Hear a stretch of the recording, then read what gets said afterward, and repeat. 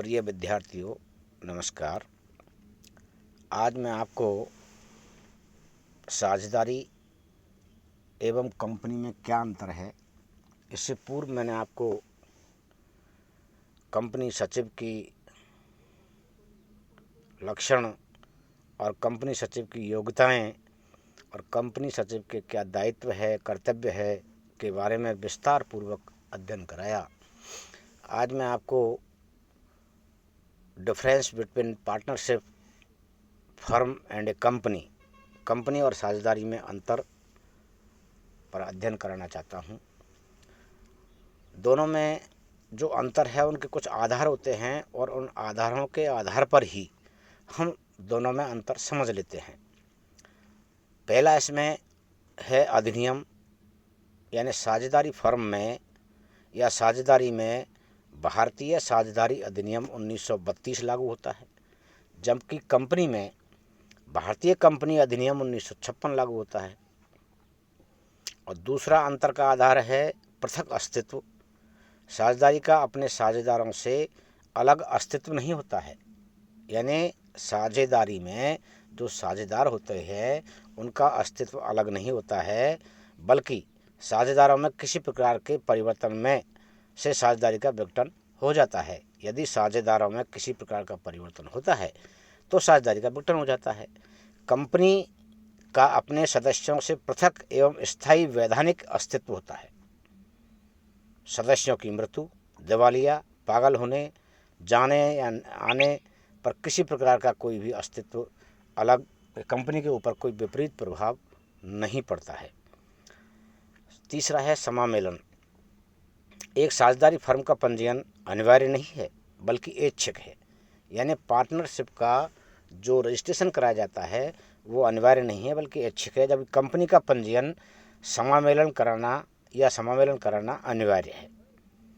सदस्यों की संख्या। साझेदारी में यदि बैंकिंग व्यवसाय है तो अधिकतम 10 तथा अन्य व्यवसाय में अधिकतम 20 सदस्य हो सकते हैं तथा न्यूनतम सदस्य संख्या की दशा में 2 ही होती है, जबकि कंपनी में एक सार्वजनिक कंपनी में न्यूनतम सदस्य संख्या 7 होनी चाहिए और अधिकतम संख्या पर कोई प्रतिबंध नहीं है, जबकि निजी कंपनी में न्यूनतम सदस्य 2 तथा अधिकतम 50 सीमित है। न्यूनतम पूंजी। साझेदारी फर्म के लिए पूंजी की न्यूनतम सीमा निर्धारित नहीं है, जबकि निजी कंपनी में कम से कम 1 लाख रुपए की तथा सार्वजनिक कंपनी में कम से कम 5 लाख रुपए की प्रत्यक्ष पूंजी होना अनिवार्य है। दायित्व। भारतीय साझेदारी में प्रत्येक साझेदार का दायित्व असीमित होता है जब तक कि किसी साझेदार के दायित्वों के संबंध में तय नहीं हो जाए।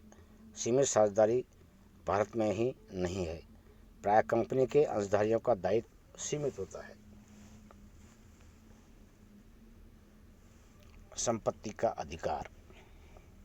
साझेदारी की संपत्ति सभी साझेदारों की संयुक्त संपत्ति होती है जिस पर वे सभी सहस्वामी होते हैं। कंपनी की संपत्ति कंपनी की स्वयं की होती है, न कि उसके अंशधारियों की। जब तक कंपनी का अस्तित्व रहता है तब तक इस पर अंशधारी किसी तरह का अधिकार नहीं रखते हैं। प्रबंध। साझेदारी फर्म का प्रत्येक साझेदार साझेदारी के प्रबंध में प्रत्यक्ष रूप से भाग ले सकता है। कंपनी का प्रबंध अंशधारियों द्वारा चुने हुए संचालकों के द्वारा किया जाता है, अतः इसमें प्रजातांत्रिक प्रबंध है। एजेंट। एक साझेदार दूसरे साझेदार के लिए एक एजेंट के रूप में होता है, अतः एक साझेदार व्यापार में सामान्य कार्यों के लिए फर्म एवं समस्त साझेदारों को बाध्य कर सकता है। एक अंशदार अपनी कंपनी या उस कंपनी के दूसरे एजेंट का एजेंट नहीं होता है, अतः एक अंशधारी अपने कार्यों से अपनी कंपनी को बाध्य नहीं कर सकता है। सीमा नियमों में परिवर्तन। एक साझेदारी संस्था अपने संलेख में सब साझेदारों की सहमति से परिवर्तन कर सकती है। एक कंपनी अपने सीमा नियम में दिए गए उद्देश्यों एवं नियमों को साधारण सभा में विशेष प्रस्ताव पारित करके ही परिवर्तन कर सकती है। प्रलेख।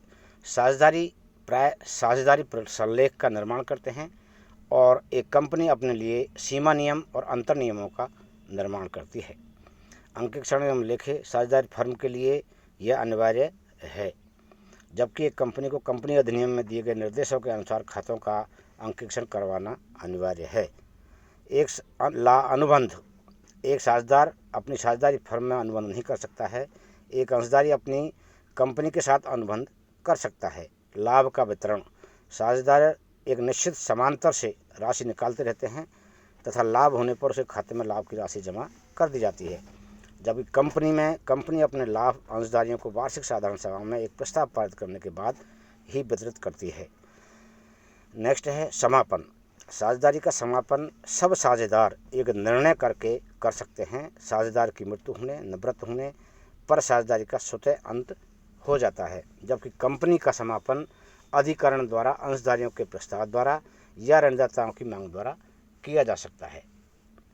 ये कंपनी और साझेदारी में अंतर है, जिसको परीक्षा की दृष्टि से आपको याद करना है, और उन पॉइंटों को याद करने के बाद डिस्कस आप अपने हिसाब से याद कर लीजिए और उसके बाद में आपको लिखना है। धन्यवाद।